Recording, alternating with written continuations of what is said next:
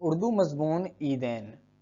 مسلمان ہر سال دو عیدیں مناتے ہیں۔ ایک کو عید الفطر کہا جاتا ہے۔ یہ عید رمضان کا مہینہ ختم ہونے پر یکم شوال کو منائی جاتی ہے۔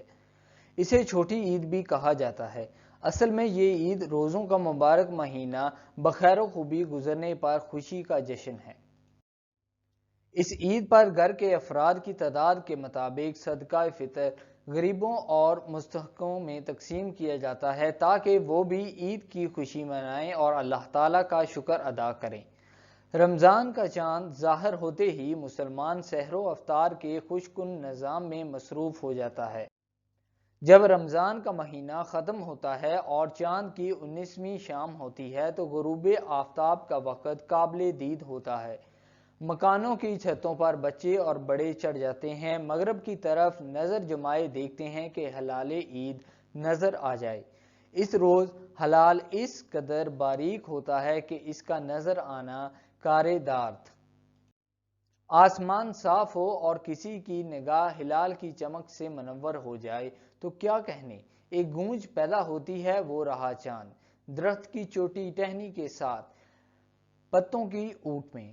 ادھر چاند نظر آیا، ادھر نوبت نکارے بجنے لگے اور ڈول پٹنے لگے۔ اس قدر چہل پہل اور گہما گہمی ہوئی جیسے شام کی خاموشی جاگ اٹھی۔ بچوں کے نئے اجلے اور خوبصورت کپڑے دیکھے گئے، لڑکیوں اور عورتوں نے مہندی لگائی۔ رات اسی ذوق شوق میں گزر گئی۔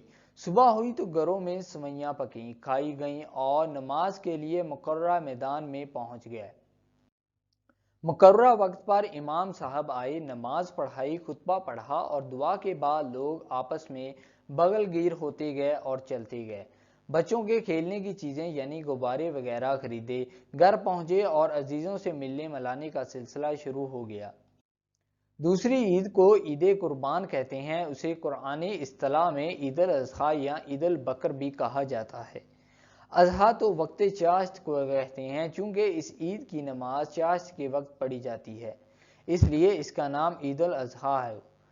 بکرا عربی زبان میں گائے کو کہتے ہیں چونکہ زمانہ جہالت میں لوگ گائے کی پوجا کرتے تھے اور اسے مقدس مانتے تھے، جیسے آج بھی ہندو لوگ گائے کے گیت گاتے نہیں تھکتے۔ گائے کی قربانی اس بات کا ثبوت ہے کہ گائے دوسرے جانوروں کی طرح ایک مفید جانور ہے۔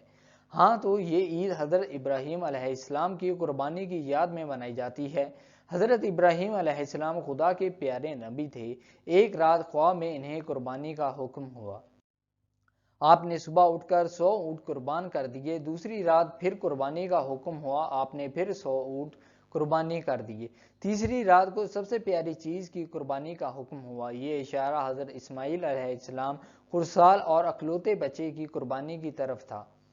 چنانچہ آپ نے حضرت اسماعیل علیہ السلام کو ساتھ لیا، چھری اور رسی پکڑی اور جنگل میں چلے گئے۔ حضرت اسماعیل علیہ السلام لیٹ گئے اور حضرت ابراہیم علیہ السلام نے ان کے ہاتھ پاؤں رسی سے باندھ لیے، اپنی آنکھوں پر پٹی باندھ لی تاکہ رحم نہ آ جائے۔ چھری اٹھائی اور بچے کے گلے پر رکھ دی۔ اتنے میں آواز آئی، اے ابراہیم علیہ السلام، تو نے اپنا خواب سچ کر دکھایا، تیری قربانی قبول ہوئی۔ حضرت ابراہیم علیہ السلام نے اپنی آنکھوں سے پٹی اتاری، آنکھیں کھولیں تو انہوں نے بیٹے کے بجائے مینڈا ذبح کیا۔ حضرت اسماعیل علیہ السلام کو ساتھ لیا اور گھر آ گئے۔ یہ ذی الحجہ کی 10ویں تاریخ تھی۔ مسلمان اسی قربانی کی یاد میں ہر سال قربانی کر کے سنت ابراہیمی علیہ السلام کا احیاء کرتے تھے۔ اس روز مینڈے بھی ذبح ہوتے ہیں، بکرے بھی، گائے بھی اور اونٹ بھی۔ نماز عید ادا کرنے کے بعد قربانی کا سلسلہ شروع ہو جاتا ہے اور 3 دن تک چلتا رہتا ہے۔ قربانی کے گوشت کے 3 حصے کیے جاتے ہیں۔ ایک حصہ گھر والوں کے لیے ہوتا ہے، ایک حصہ رشتہ داروں اور دوستوں کے لیے، تیسرا حصہ عام غریبوں اور حاجت مندوں میں تقسیم ہوتا ہے۔ اس عید کی خوشی 3 دن تک متواتر ہوتی ہے اور ہر روز جشن کی کیفیت ہوتی ہے۔ تو دوستو آئی ہوپ کہ یہ ویڈیو آپ کو پسند آیا ہوگا۔ اگر آپ کو یہ ویڈیو پسند آیا ہو تو پلیز آپ اس ویڈیو کو لائک ضرور کریں، اس ویڈیو کو شیئر کریں۔ اگر آپ نے ابھی تک اس چینل کو سبسکرائب نہیں کیا تو جلدی سے اس چینل کو سبسکرائب کر لیں اور ساتھ ہی بیل آئیکن بٹن کو بھی پریس کر دیں۔ Thank you.